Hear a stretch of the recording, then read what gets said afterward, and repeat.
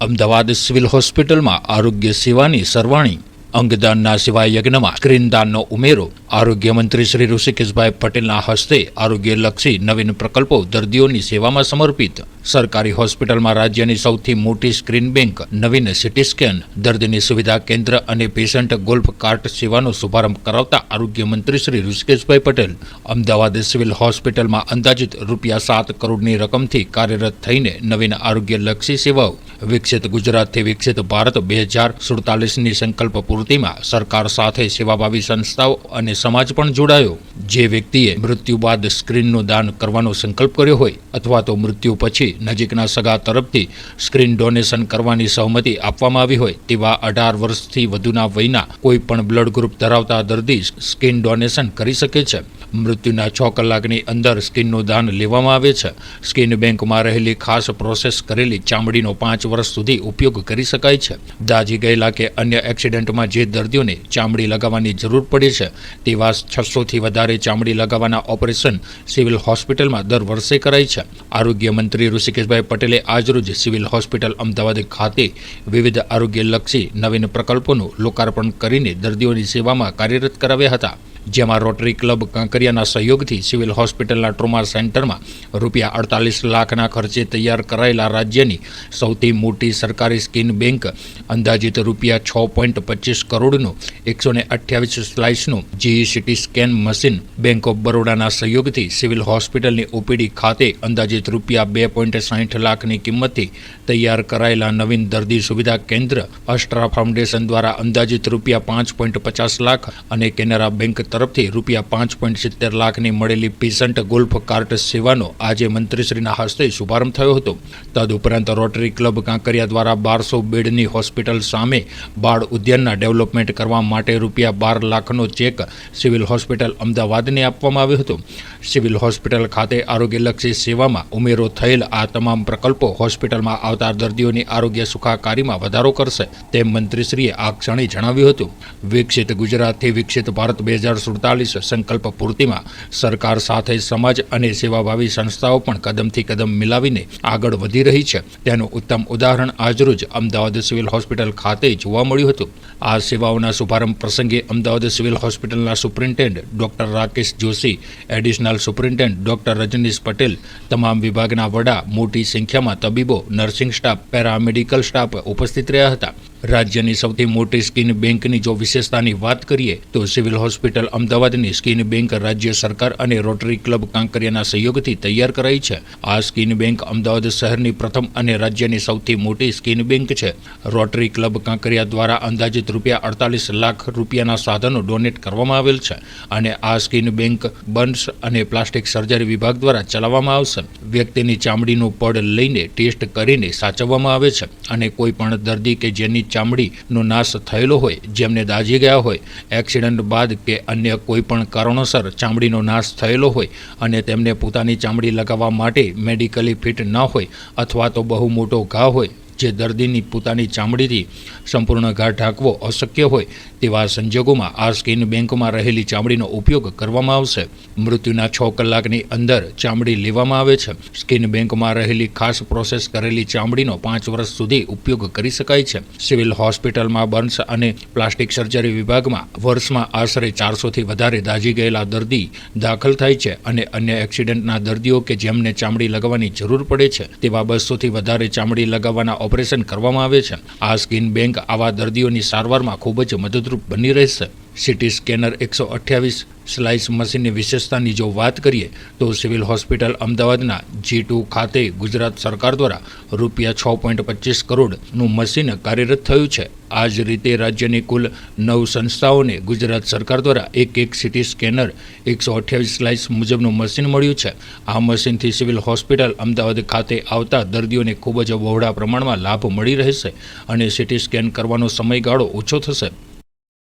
આદરણીય નરેન્દ્રભાઈ મોદી સાહેબે હંમેશા પ્રજાનો NGOના સહયોગ દ્વારા વિકાસનું એક જે નવું મોડેલ મૂક્યું, આપણા સિવિલ હોસ્પિટલની અંદર પણ એ મોડેલમાં ક્રમશઃ આજે બ્લડ બેંક સ્કિન બેંકનું ઉદ્ઘાટન કરી રહ્યા છે અને સ્કિન બેંકમાં રોટરી ક્લબ કાંકરિયા તરફથી લગભગ 48 લાખ રૂપિયા જેટલી રકમ આપવામાં આવી છે અને વધતા જે બાળકો અહીંયા આવતા હોય પેશન્ટ સાથે અને પેશન્ટના પણ કોઈ બાળકો હોય તો ત્યાં આગળ એક બાળ ઉદ્યાન માટે અને ટ્રોમા સેન્ટરની અંદર પેશન્ટ માટે અને દર્દીઓના સગાવાલા માટે એ 2 સરસ ગોલ્ફ કાર્ટ આપણને આપી છે, જેથી મળી અંદર કોઈ પણ પેશન્ટનું મૂવમેન્ટ હોય અથવા તો કોઈ પણ સગાવાલાને આટલી મોટી હોસ્પિટલ હોય અને એશિયાની મોટી હોસ્પિટલ છે એટલે એની ટ્રાન્સપોર્ટેશનની સુવિધા પણ વ્યક્તિગત રીતે પણ આ મળી છે કેનેરા બેંક તરફથી અને આસ્ટ્રાલ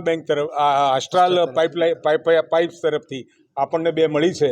આમ ખૂબ સારા લોકોના સહયોગથી, એનજીઓઝના સહયોગથી અનેક નવા વિવિધ પ્રકલ્પો આપણા સિવિલ હોસ્પિટલ અસારવા ખાતે થઈ રહ્યા છે ને એમાં પણ આ એક સ્કિન બેંક એક નવું છોગું છે, જેથી કરી આવતા સમયની અંદર કોઈ એક્સિડન્ટ હોય કે કોઈ બર્ન પેશન્ટ છે તો ઘણી વખત એવું થાય કે એ જ પેશન્ટમાંથી એની સ્કિન લેવાનું શક્ય ના બને, પરંતુ કોઈ વ્યક્તિ એક્સિડન્ટમાં અથવા તો કોઈ પણ રીતે મૃત્યુ થયું હોય તો 6 કલાકની અંદર એ સ્કિન લઈ પ્રિઝર્વ કરી અને એને કમ્પ્લીટલી ક્લિનિકલી ચેક કર્યા પછી એ પેશન્ટને ટ્રીટમેન્ટ માટે આપવામાં આવે એ રીતની વ્યવસ્થા અહીંયા આપણી સિવિલ હોસ્પિટલમાં સંપન્ન થઈ છે. ખાસ કરીને જ્યારે બર્ન ઇન્જરીઝ હોય અથવા તો એ પ્રકારની જ્યારે ઘટનાઓ બનતી હોય છે આપણા દેશની અંદર, જ્યારે આ પ્રકારની ઘટનાઓ ને લઈને ક્રાઇમ રેટને પણ કંટ્રોલ કરવાની જરૂર છે, તેમાં આ મેડિકલ નું પરિપ્રેક્ષની અંદર આ કેટલી મહત્ત્વની બાબત બની રહેશે, કારણ કે એક બાજુ FSLની જે ટેકનોલોજી છે તે પણ વધી રહી છે, બીજી બાજુ સિવિલની અંદર આ સારવારની વ્યવસ્થા. ટેકનોલોજીનો વિસ્ફોટ પૂરી દુનિયામાં થઈ રહ્યો છે. સાયબર ક્રાઇમ અને એ ટેકનોલોજી રિલેટેડ એ ક્રાઇમ વધી રહ્યા છે. આપણું FSL હોય અને FSLમાં પણ અત્યારે જે રીતે ટેકનોલોજીના માધ્યમથી થતા ગુનાઓને ડિટેક્શન કરવાની પણ ખૂબ મોટી ટેકનોલોજીનો ત્યાં આપણે વિકાસ પણ કરી રહ્યા છીએ અને વધતી જતી ટેકનોલોજીની સાથે આવતા સમયની અંદર ડિટેક્શન અને પ્રિવેન્શન આ બંને ત્યાંથી થાય એ રીતની આખી FSL લગભગ એશિયાની અંદર તો સૌથી મોટી છે જ અને દુનિયામાં હવે FSL ગુજરાતનું ઘરેણું હતું, હવે દેશનું ઘરેણું થયું છે. નેશનલ ફોરેન્સિક સાયન્સ યુનિવર્સિટી તરીકે એને નેશનલનો દરજ્જો મળ્યો છે, એટલે રાજ્ય સરકાર અને હવે તો કેન્દ્ર સરકાર હસ્તક છે, એટલે એનું જે ડેવલપમેન્ટ થયું છે એ કેવળ અહીંયા નહીં પરંતુ ઇન્ટરનલ સિક્યોરિટી અને ઇવન ધો સરહદી સિક્યોરિટી માટે પણ અનેકવિધ પ્રકલ્પો દ્વારા એ સંસ્થા ગ્રો થઈ રહી છે અને ગુનેગાર કરતાં 4 કદમ આગળ રહી અને ઝડપથી આનું પ્રિવેન્શન થાય અને ડિટેક્શન પણ થાય એ દિશામાં ગુજરાત આગળ વધી રહ્યું છે ને દેશ પણ આગળ વધી રહ્યો છે. કોંગ્રેસના ધારાસભ્યએ રાજીનામું આપ્યું છે. કોંગ્રેસનું મેં પહેલાં પણ કહ્યું છે, પત્રકાર મિત્રોએ પણ પૂછ્યું હતું કે હવે ગુજરાતની અંદર નહીં પરંતુ સમગ્ર દેશની અંદર કોંગ્રેસ અને કોંગ્રેસની વિચારધારાવાળો વિષય આ ન્યાય યાત્રા કાઢી છે. ખરેખર તો એ અન્યાય જે વર્ષો સુધી કર્યો 1947થી તે આજ સુધી જાતિવાદના નામે, મત બેંકના રાજકારણ, તૃષ્ટિકરણ, કાશ્મીર, આ બધા વિષયો કેટલાય જવાબો કોંગ્રેસને આપવાના બાકી છે. 75ની કટોકટી પણ આપણને યાદ છે. આ બધા જવાબ આપો અને પછી જોડવાની વાત કરો, ન્યાય યાત્રાની વાત કરો. પહેલાં અન્યાયના જવાબ આપો અને પછી ન્યાયની વાત કરો.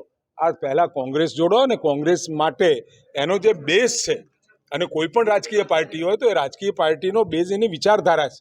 એને દેશને કઈ દિશામાં લઈ જવો છે, પ્રજાના સાંસ્કૃતિક વાત સાથે એને જોડાવવું છે કે નથી જોડાવવું, જે દેશની ધરોહર છે અને જે લાગણીઓ છે એ લાગણીઓને કેટલી માન આપવી છે. હમણાં જ તમે જોયું હોય રામ મંદિરે દેશની લાગણીનો મુદ્દો હતો, એમાં પણ એ લોકો ના જાય એટલે બહુમતી સમાજ સનાતનનો જે વિષય છે એ પણ લાગણીને ઠેસ પહોંચાડવાનું વારંવાર દુષ્કૃત્ય કોંગ્રેસે કર્યું છે. આ વખતે ગઈ વખત હતા એના કરતાં પણ કદાચ એટલી બધી ઓછી સંખ્યામાં આવશે કે એમને પણ કોંગ્રેસને પણ શરમ આવશે. અને રાહુલજીની જે આખી ન્યાય યાત્રાનો વિષય છે, પહેલા અન્યાયનો જવાબ આપે પછી ન્યાય માંગે. આમ આદમી પાર્ટીને પણ ભારત જોડો ન્યાય યાત્રાનું આમંત્રણ મળ્યું છે, તો આગામી દિવસમાં કોંગ્રેસ અને આપ જોડે આપનું અસ્તિત્વ જ અહીંયા નથી અને હવે કોંગ્રેસ પોતાના અસ્તિત્વ બચાવવા માટે આપ પાર્ટી દિલ્હીમાં જ્યારે ચૂંટણી લડ્યા, શીલા દીક્ષિતજી હતા અને જે રીતે કોંગ્રેસ ઉપર આક્ષેપો અને પ્રહારો કર્યા હતા નીતિઓને લઈને, હવે બે ભેગા થયા છે. કેવળ તડજોડની રાજનીતિ, કોઈ પણ વિચાર કે કોઈ આઈડિયોલોજી સાથે ક્યારે પણ કોંગ્રેસને કોઈ લેવા દેવા નથી. હું તમને ચેલેન્જ આપું છું, કોઈ પણ કોંગ્રેસીને તમે પૂછો કે ભાઈ કોંગ્રેસની વિચારધારા શું, 2 લીટીમાં જો બતાવી દે. ઇવન તો રાहुल गांधी जैन पूछो कि आपकी कांग्रेस की विचारधारा क्या है, मैं पक्का दावे से कह सकता हूं कि क्या आइडियोलॉजी है वो नहीं बता सकते.